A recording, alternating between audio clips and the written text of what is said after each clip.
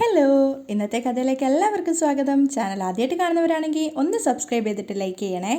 അങ്ങനെ വിഷമത്തോടെ നിൽക്കുന്ന നന്ദുവിൻ്റെ അടുത്ത് നയന പറയുന്നുണ്ട്, നീ വിഷമിക്കേണ്ട മോളെ, നിനക്ക് ഇതിനേക്കാളും നല്ല ബന്ധം കിട്ടും. ഈ ദുഷ്ടക്കൂട്ടങ്ങളുടെ ഇടയിലേക്ക് നീ കൂടി വരേണ്ട.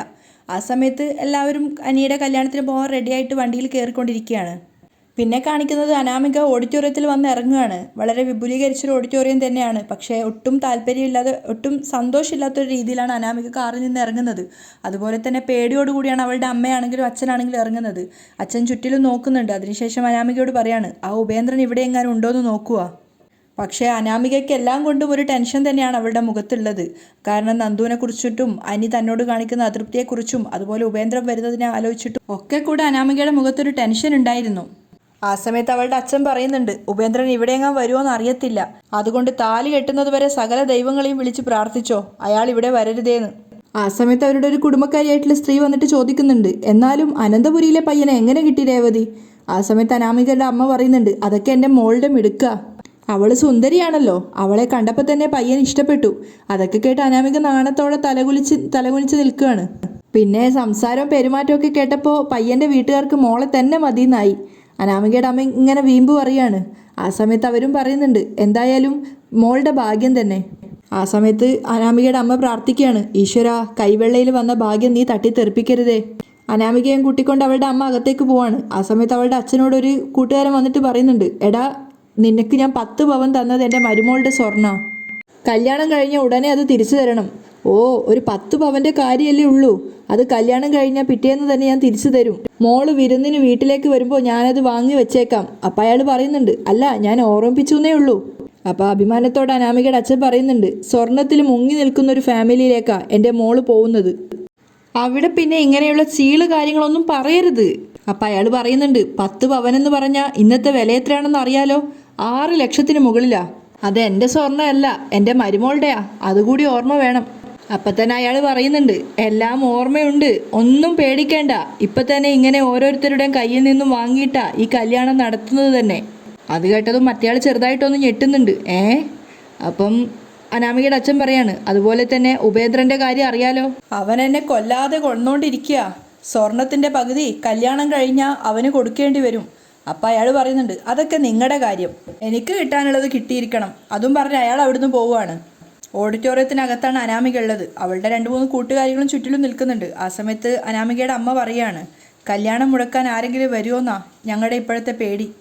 അപ്പം അനാമികയുടെ മുഖത്തും ആ ഒരു ടെൻഷൻ ഉണ്ട്. അപ്പം അവളുടെ അമ്മ കൂട്ടുകാരികളോട് പറയാണ്, നിങ്ങൾക്കറിയാലോ ഞങ്ങളുടെ ഇപ്പോഴത്തെ അവസ്ഥ, ഈ കല്യാണമാ ഇനിയുള്ള ആകെ ഒരു പ്രതീക്ഷ, ഇത് മുടങ്ങിയാൽ അവിടെ നമ്മുടെയും മോളുടെയും ജീവിതം തീരും.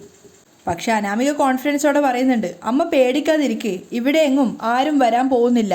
പിന്നെ എന്നെ കല്യാണം കഴിക്കാൻ പോകുന്നത് ഏത് കുടുംബക്കാരാണെന്ന് അയാൾക്കറിയാലോ, അവരോട് മുട്ടിയാ അയാൾക്ക് പരിക്ക് പറ്റുമെന്ന് ആരും അയാളോട് പറഞ്ഞു കൊടുക്കേണ്ട കാര്യമില്ല.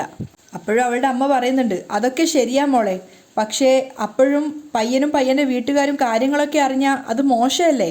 അന്നപ്പോൾ അനാമിക പറയുന്നുണ്ട്, അമ്മ പോസിറ്റീവായിട്ട് ചിന്തിക്കേ, അപ്പം കുഴപ്പമൊന്നും ഉണ്ടാവില്ല. അവൾക്ക് നല്ല ആത്മവിശ്വാസം ഉണ്ടായിരുന്നു. അതേസമയം അനന്തപുരിക്കാർ വന്ന വണ്ടി അവിടെ എത്തിയിട്ടുണ്ടായിരുന്നു ഓഡിറ്റോറിയത്തിൽ. അനി ഒട്ടും താല്പര്യമില്ലാതെയാണ് കാറിൽ നിന്ന് ഇറങ്ങുന്നത്. തലപ്പാവൊക്കെ എടുത്തു വെച്ച് അനി താല്പര്യമില്ലെങ്കിലും കാര്യങ്ങളൊക്കെ ചെയ്യുന്നുണ്ടായിരുന്നു. അതേപോലെ തന്നെ ബാക്കിയുള്ള എല്ലാവരും ഡോറ് തുറന്ന് ഇറങ്ങുകയാണ്. അവസാനം വന്ന കാറിൽ നിന്നാണ് നയന അവളുടെ വീട്ടുകാരും ഇറങ്ങുന്നത്. നയന നേരെ പോയിട്ട് നന്ദുവിനോട് പറയുന്നുണ്ട്, ഞാൻ പറഞ്ഞതൊക്കെ മോൾക്ക് ഓർമ്മയുണ്ടല്ലോ, ഞാൻ പറഞ്ഞതുപോലെ സന്തോഷത്തോടെ കല്യാണത്തിൽ പങ്കുചേരണം. അപ്പം നവ്യ പറയുന്നുണ്ട്, ഇവളെന്തിനാ വെറുതെ വിഷമിക്കുന്നത്, ഇവൾ കഴിഞ്ഞ ദിവസം 4-6 എണ്ണത്തിന് തല്ലി ഒതുക്കിയത് കൊണ്ടല്ലേ ഇന്ന് അവൾക്ക് കല്യാണ പെണ്ണായിട്ട് ഇവിടെ ഇരിക്കാൻ പറ്റിയത്. അത് കേട്ടിട്ട് കനക പറയുന്നുണ്ട്, അതിൻ്റെ പിന്നിലും ഇവളാണെന്നാ അനിയുടെ അമ്മ പറയുന്നേ. ആ സമയത്ത് നയന പറയുന്നുണ്ട്, അവരെന്തൊക്കെ പറഞ്ഞാലും ഒരു കാര്യം സത്യമാ അമ്മേ, എന്തൊക്കെയോ കുഴപ്പങ്ങൾ അനാമികയ്ക്കും അവളുടെ വീട്ടുകാർക്കും ഉണ്ട്. അതെന്തെങ്കിലും ആവട്ടെ, അതിനെപ്പറ്റി ഇനി നമ്മൾ സംസാരിക്കേണ്ട. വാ, ഗോവിന്ദൻ എല്ലാവരെയും വിളിച്ച് അകത്തേക്ക് പോവുകയാണ്. അങ്ങനെ അനിയെ സ്വീകരിക്കുന്ന ചടങ്ങായിട്ടുണ്ടായിരുന്നു. അവന് മാലയിട്ട് കൊടുക്കുകയും കാലിന് വെള്ളമൊഴിക്കുകയൊക്കെ ചെയ്തിട്ട് അനാമികയുടെ ബന്ധുക്കൾ അകത്തേക്ക് ക്ഷണിച്ച് സ്വീകരിക്കുകയാണ്. അതൊക്കെ കണ്ടു കഴിഞ്ഞപ്പോഴേക്കും നന്ദുവിൻ്റെ കണ്ണിന്ന് വെള്ളം വരുന്നുണ്ടായിരുന്നു. ഒരുപാട് നേരം ആ കാഴ്ച കണ്ടു നിൽക്കാനാവാത്തത് കൊണ്ട് തന്നെ നന്ദു അവിടെ നിന്നും പിന്തിരിഞ്ഞു പോവുകയാണ്. സ്വയം നിയന്ത്രിക്കാനാവാതെ നന്ദു ഇങ്ങനെ കരഞ്ഞോടെ ഇരിക്കുകയാണ്. അവൾ സ്വയം ചിന്തിക്കുന്നുണ്ട്, ഞാനൊരു അധികപ്പറ്റാ, എനിക്ക് അനി മറ്റൊരു പെൺകുട്ടിയുടെ കഴുത്തിൽ താലി കെട്ടുന്നത് കണ്ടു നിൽക്കാനാവില്ല. അതുകൊണ്ട് തന്നെ നന്ദു അവിടെ ഓഡിറ്റോറിയത്തിൽ കയറാതെ പുറത്തേക്ക് പോവുകയാണ്. അനിയൻ കൂട്ടിയിട്ട് അകത്ത് വരുന്ന സമയത്ത് അനാമികയുടെ അച്ഛൻ ചോദിക്കുന്നുണ്ട്, എന്താ മോനെ മോൻ്റെ മുഖത്തൊരു വിഷമം? ഏയ് ഒന്നുമില്ല അനി പറയാണ്. അപ്പം ജയൻ പറയുന്നുണ്ട്, കല്യാണം കഴിയുമ്പോൾ വിഷമമൊക്കെ മാറിക്കോളും. അനി ആർക്കൊക്കെയോ വേണ്ടിയിട്ട് അവിടെ നിൽക്കുന്നത് പോലെയാണ് ഓരോ പരിപാടിയിലും പങ്കുചേരുന്നത്. ആ സമയത്ത് ജയൻ പറയുന്നുണ്ട്, പിന്നെ ഞങ്ങളുടെ കുടുംബത്തിൽ എന്ത് ഫംഗ്ഷൻ ഉണ്ടായാലും അതിൻ്റെയൊക്കെ മുന്നിൽ നിൽക്കുന്നത് ഇവൻ്റെ മുത്തശ്ശനാ. എന്നാൽ ഇന്ന് അച്ഛൻ ഹോസ്പിറ്റലിലാണല്ലോ, അതിൻ്റെ ഒരു വേദനയുണ്ട് എല്ലാവർക്കും. ആദർശും അത് പറയുന്നുണ്ട്. ആ മുത്തശ്ശനെ കുറച്ച് സീരിയസാ, ഒന്ന് റിക്കവറായി വന്നതായിരുന്നു, പക്ഷേ പിന്നീട് വീണ്ടും കണ്ടീഷൻ കുറച്ച് മോശമായി. കല്യാണം മാറ്റിവെച്ചാലോന്ന് പോലും ഞങ്ങൾ തീരുമാനിച്ചതാ, പിന്നെ അച്ഛൻ നിർബന്ധിച്ചു പറഞ്ഞു മുഹൂർത്തം മാറ്റിവെക്കരുതെന്ന്. അജയനും പറയുന്നുണ്ട്. അപ്പം അനാമികയുടെ അച്ഛനും പറയുന്നുണ്ട്, അത്രയ്ക്ക് നല്ലൊരു മുഹൂർത്തം ജ്യോത്സ്യം കുറിച്ചു തന്നത്, ഇനി അത് തെറ്റിച്ചു കഴിഞ്ഞാൽ ഇനി അതിനേക്കാളും നല്ലൊരു മുഹൂർത്തം ഉണ്ടാവുകയുമില്ല. അനി തീരെ താല്പര്യമില്ലാത്ത മട്ടിലാണ് അവിടെ നിൽക്കുന്നത്. അത് മനസ്സിലായിട്ടെന്നോണം ആദർശ് അവനെ വിളിച്ചവിടുന്ന് കൂട്ടിക്കൊണ്ടു പോവാണ്. ആ സമയത്ത് അനാമികയുടെ അച്ഛൻ ജയനോട് പറയുന്നുണ്ട്, കല്യാണം അടുത്തപ്പോൾ അനിക്ക് അവളോട് തീരെ താല്പര്യക്കുറവുണ്ടെന്നാണ് അവളുടെ ഒരു പരാതി. അപ്പം ജയൻ പറയുന്നുണ്ട്, അതുകൊണ്ടല്ലേ പറഞ്ഞത് കല്യാണം കഴിയുമ്പോൾ അതൊക്കെ മാറിക്കോളൂന്ന്. അങ്ങനെ എല്ലാവരെയും അയാൾ അകത്തേക്ക് ക്ഷണിച്ച് സ്വീകരിക്കുകയാണ്. ആ സമയത്ത് നയനെ അവളുടെ വീട്ടുകാരും പോയിട്ടുണ്ടായിരുന്നില്ല. പെട്ടെന്നാണ് നവ്യ ചോദിക്കുന്നത്, അല്ല നന്ദു എവിടെ? അപ്പോഴാണ് എല്ലാവരും ശ്രദ്ധിച്ചത് അവരുടെ കൂട്ടത്തിൽ നന്ദു ഇല്ല എന്നുള്ള കാര്യം. അപ്പം രാകേഷിനോടോ വിഘ്നേഷിനോടോ സംസാരിച്ച് പുറത്തെവിടെയെങ്കിലും ഉണ്ടാവും എന്നൊക്കെയാണ് നയന പറയുന്നത്. അതേസമയം അനിയെ കൂട്ടിക്കൊണ്ടുപോയ ആദർശ് പറയുന്നുണ്ട്, എടാ നിന്നോട് ഞാൻ പറഞ്ഞിട്ടില്ലേ മനസ്സിൽ എന്ത് വിഷമമുണ്ടെങ്കിലും അത് പുറത്ത് കാണിക്കരുതെന്ന്. എനിക്ക് അഭിനയിക്കാൻ അറിയില്ല ഏട്ടാ, നെഞ്ചു പൊട്ടുന്ന സങ്കടത്തോടെയാണ് അനി പറയുന്നത്. അപ്പോൾ ആദർശ് പറയുന്നുണ്ട്, ജീവിതത്തിൽ പലപ്പോഴും നമ്മൾ ആഗ്രഹിക്കുന്നതല്ല നമുക്ക് കിട്ടുന്നത്. ഞാൻ പെണ്ണ് കണ്ടത് നവ്യയാണ്, പക്ഷേ വിവാഹം കഴിച്ചതാര്യാ? നയനയല്ലേ? അപ്പം അനി പറയുന്നുണ്ട്, അത് ഏട്ടൻ്റെ ഭാഗ്യമാണ്, അതുകൊണ്ട് ഏട്ടൻ ഒരു നഷ്ടവും വരില്ല. എടാ അതിപ്പോഴല്ലേ, എന്നാ അന്ന് എന്തായിരുന്നു സ്ഥിതി? വീട്ടിൽ യുദ്ധമായിരുന്നില്ലേ? അതുപോലെ എല്ലാം ശരിയാവുമെടാ. അപ്പം അനി വീണ്ടും പറയാണ്, ഏട്ടാ നമുക്കോ നമ്മുടെ കുടുംബത്തിനോ പറ്റിയൊരു പെൺകുട്ടിയല്ല അനാമിക എന്ന് നിനക്ക് എന്താ ഉറപ്പ്? ആദർശ് ചോദിക്കുന്നുണ്ട്. എന്തോ എൻ്റെ മനസ്സ് അങ്ങനെയാ പറയുന്നേ. അനി വീണ്ടും ആവർത്തിക്കുകയാണ്. അപ്പോൾ ആദർശ് പറയുന്നുണ്ട്, എടാ മുഹൂർത്തം അടുക്കാറായി, ആ സമയത്ത് നീ എന്തിനാ ഇങ്ങനെയൊക്കെ പറയുന്നേ? നിന്റെ ഭാഗത്ത് തെറ്റ് സംഭവിച്ചിട്ടുണ്ട്, നിനക്ക് ഇതൊക്കെ നേരത്തെ പറയാമായിരുന്നു. ഇന്നലെ എല്ലാം അറിഞ്ഞ ശേഷം ഞാൻ മാക്സിമം ട്രൈ ചെയ്തതാ ഈ വിവാഹം ഒന്ന് ഒഴിവാക്കാൻ വേണ്ടിയിട്ട്. അവിടെ ഇളയമ്മ എന്താ പറഞ്ഞതെന്നറിയാലോ, വെറുതെ കല്യാണ വീടൊരു മരണ വീടാക്കരുത്. ചില സമയത്ത് പലതും നമ്മൾ മറ്റുള്ളവർക്ക് വേണ്ടി ത്യജിക്കേണ്ടി വരും. അതൊക്കെ ജീവിതത്തിൻ്റെ ഒരു ഭാഗമാടാ. പിന്നെ നയനയും അവളുടെ വീട്ടുകാരും പറയുന്നതിൽ കാര്യമുണ്ട്. ഒരു വീട്ടിൽ നിന്ന് തന്നെ 3 മരുമക്കളെ കൊണ്ടുവന്ന അത് പല പ്രശ്നങ്ങൾക്കും കാരണമാകും. അതൊക്കെ ഞാൻ നിന്നോട് പറഞ്ഞതല്ലേ, അതുകൊണ്ട് നീ ഇപ്പോൾ ഇവിടെ സന്തോഷത്തോടെ നിൽക്കണം. എന്ത് വിഷമമുണ്ടെങ്കിലും അത് മുഖത്ത് കാണാൻ പാടില്ല. ഇപ്പം തന്നെ നീ വന്നപ്പോൾ അനാമികയുടെ അച്ഛൻ ചോദിച്ചില്ലേ എന്താ വിഷമെന്ന്? എടാ അനാമികയ്ക്കറിയാലോ നീയും നന്ദുവും തമ്മിലുള്ള ബന്ധത്തെപ്പറ്റി. വെറുതെ ആ കുട്ടിയെ പഴികേൽപ്പിക്കരുത്. ജലജക്കരികിൽ വന്നിട്ട് ദേവയാനി ചോദിക്കുന്നുണ്ട്, അബി എവിടെയെന്ന്. ആ സമയത്ത് ജലജ പറയാണ്, അച്ഛൻ്റെ കൂടെ ഹോസ്പിറ്റലിലാണ് ഉള്ളത്, അച്ഛൻ വരുവാണെങ്കിൽ അവനും വരുമായിരിക്കും. അവിടെ മറ്റുള്ള ആൾക്കാരുണ്ടായിരുന്നല്ലോ? ദേവയാനി ചോദിക്കുകയാണ്. എങ്കിലും വീട്ടിലുള്ള ആരെങ്കിലും വേണ്ടേ അവിടെ? അപ്പോൾ ജലജ ദേവയാനിയോട് പറയാണ്, ആ പിന്നെ നമ്മൾ ആഗ്രഹിച്ചതുപോലൊരു പെൺകുട്ടിയാണ് ഇന്ന് നമ്മുടെ മരുമകളായിട്ട് വീട്ടിലേക്ക് വരാൻ പോകുന്നത്. എന്ന് വെച്ച് അവളെ കൂടുതലായിട്ട് മനസ്സിലാക്കും മുന്നേ വാരിക്കോരി കൊടുക്കാനൊന്നും പോവണ്ട. അതെന്താ നീ അങ്ങനെ പറഞ്ഞേ? ദേവയാനി ചോദിക്കുന്നുണ്ട്. അല്ല, നമ്മൾ ഇനിയും പറ്റിക്കപ്പെടാൻ പാടില്ലല്ലോ. അപ്പോൾ ദേവയാനി പറയാണ്, എല്ലാവരും ഒരുപോലെയല്ല ജലജയെ. എൻ്റെയും നിൻ്റെയും മരുമക്കളുടെ വീട്ടുകാർ ശരിയല്ല, അതുപോലെയല്ല എല്ലാവരും. പ്രത്യേകിച്ച് അനാമിക മോളുടെ അച്ഛനും അമ്മയും, അവരൊക്കെ നല്ല ആഢ്യത്വമുള്ളവരാ. നമ്മൾ ആഗ്രഹിച്ച രീതിയിലുള്ളൊരു കല്യാണമാണ് ഇവിടെ നടക്കാൻ പോകുന്നത്. അവിടെ നമ്മൾ അനാമിക മോളെ നന്നായിട്ട് സ്നേഹിക്കണം. ആ അങ്ങനെ തന്നെയാണ് വേണ്ടത്. പിന്നെ അവരെപ്പറ്റി കൂടുതലൊന്നും അറിയത്തില്ലല്ലോ, ജലജ പറയുന്നുണ്ട്. അറിയാനൊന്നുമില്ല, അവരൊക്കെ നല്ല രീതിയിൽ ജീവിക്കുന്നവരാ. അങ്ങനെ ഒരു മരുമകളെ കിട്ടാത്തതിൻ്റെ വേദനയൊക്കെ എനിക്കുണ്ട്. എനിക്ക് കിട്ടിയ ഏറ്റവും വലിയ ശിക്ഷയാ എൻ്റെ മരുമകൾ. അത് ഞാൻ എവിടെയും പറയും. ദേവയാനി മുറുമുറുപ്പോടെ അകത്തേക്ക് പോവാണ്. അനാമികക്കരികിൽ വന്നിട്ട് ഒരു വിഷമത്തോടു കൂടിയാണ് അവളുടെ അച്ഛൻ നിൽക്കുന്നത്. അപ്പോൾ അനാമിക ചോദിക്കുന്നുണ്ട്, ആ നന്ദു അവിടെയെങ്ങാനും വന്നിട്ടുണ്ടോ അച്ഛാ? വന്നിട്ടുണ്ടോയെന്ന് അറിയില്ല, ഇതുവരെ ഇവിടെ എങ്ങും കണ്ടിട്ടില്ല. ഇനി അവൾ വരികയോ വരാതിരിക്കുകയോ എന്ത് വേണമെങ്കിലും ചെയ്യട്ടെ. പിന്നെ ആ ഉപേന്ദ്രൻ വരാതിരുന്നാൽ മതി. അയാൾ വന്നു കഴിഞ്ഞാൽ എല്ലാം കൊളാവും. അയാൾ വിളിക്കുകയോ മറ്റോ ചെയ്തായിരുന്നോ? അനാമിക ചോദിക്കുകയാണ്. ഏയ് ഇല്ല, പക്ഷേ ഞാൻ ആകെ ടെൻഷനില്ല. അപ്പം അനാമിക പറയുന്നുണ്ട്, മുഹൂർത്തം അടുക്കാറായില്ലേ, അച്ഛൻ ഇനി പേടിക്കണ്ട. പിന്നെ താലികെട്ട് കഴിഞ്ഞാൽ പ്രശ്നമില്ല. പിന്നെ ചുറ്റിലും നോക്കിക്കൊണ്ട് അനാമിക പറയാണ്, ഞാൻ ആ വീട്ടിൽ കാലെടുത്ത് വെച്ച് കഴിഞ്ഞാൽ പിന്നെ പ്രശ്നമില്ല, ബാക്കിയൊക്കെ ഞാൻ നോക്കിക്കോളാം. അപ്പോൾ അയാളും പറയുന്നുണ്ട്, അതുവരെ എത്തിക്കാനാണ് പ്രയാസം. അപ്പോൾ അനാമിക ചോദിക്കുകയാണ്, അനിയെ കണ്ടില്ലേ? കണ്ടു, അവനാകെ വിഷമത്തിലാ. എന്ന് വെച്ചാൽ ഇഷ്ടപ്പെട്ടിട്ടല്ലല്ലോ എന്നെ കെട്ടുന്നത്. അനാമിക പറയാണ്. അതിൻ്റെ നിരാശ എന്തായാലും അവന് കാണും, അതൊന്നും കാര്യമാക്കണ്ട. എനിക്ക് അവനോട് പറയത്തക്ക സ്നേഹമൊന്നുമില്ല. പിന്നെ ഞാനും ലക്ഷ്യം വെക്കുന്നത് അവൻ്റെ സമ്പത്താ. അപ്പം അയാളും പറയുന്നുണ്ട്, ഇന്നത്തെ ദിവസം എങ്ങനെയെങ്കിലും ഒന്ന് കഴിഞ്ഞു കിട്ടണം, അത്രയേ ഉള്ളൂ അച്ഛനും അമ്മയ്ക്കും. അനാമിക ഒരുപാട് പദ്ധതികൾ മനസ്സിൽ നെയ്യുന്നുണ്ടായിരുന്നു. അതേസമയം നവ്യ കനകയോട് പറയുന്നുണ്ട്, അമ്മ എനിക്കിതൊന്നും ഒട്ടും ഇഷ്ടപ്പെടുന്നില്ല കേട്ടോ. ഏതു നേരവും എൻ്റെ അമ്മായിയമ്മയും നയനയുടെ അമ്മായിയമ്മയും പുതുപ്പെണ്ണിനെ പുകഴ്ത്തിക്കൊണ്ടിരിക്കുക. ചിലതൊക്കെ കേൾക്കുമ്പോഴുണ്ടല്ലോ കല്യാണമാണെന്ന് നോക്കാതെ പ്രതികരിക്കാൻ തോന്നുക. മോളെ ഇപ്പോഴൊന്നും മിണ്ടണ്ട, കനക സമാധാനിപ്പിക്കുകയാണ്. എൻ്റെ അമ്മായിയമ്മയെ പിന്നെയും ഒഴിവാക്കാം, കാരണം ഇപ്പം എന്നെ ചെറുതായിട്ട് പേടിയൊക്കെ ഉണ്ട്. എന്നാൽ അതുപോലെയല്ല ആദർശേട്ടൻ്റെ അമ്മയുടെ കാര്യം. അവർ ഓരോന്ന് പറയുന്നത് നയനെ ആയതുകൊണ്ടാണ് കേട്ടോണ്ട് നിൽക്കുന്നത്.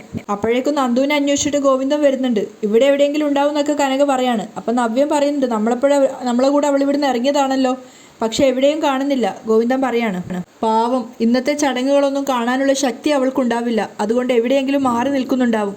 കനക സ്നേഹത്തോടെയും സങ്കടത്തോടെയും പറയാണ്. അനാമികയുടെ കഴുത്തിൽ താലി കെട്ടുമ്പോൾ ഉറപ്പായിട്ടും എൻ്റെ നന്ദൂട്ടന് നല്ല സങ്കടം ഉണ്ടാവും. അപ്പം നവ്യ പറയുന്നുണ്ട്, ഇവരുടെയൊക്കെ അഹങ്കാരത്തിന് അനിയും നന്ദു ഒരുമിച്ചാൽ മതിയായിരുന്നു.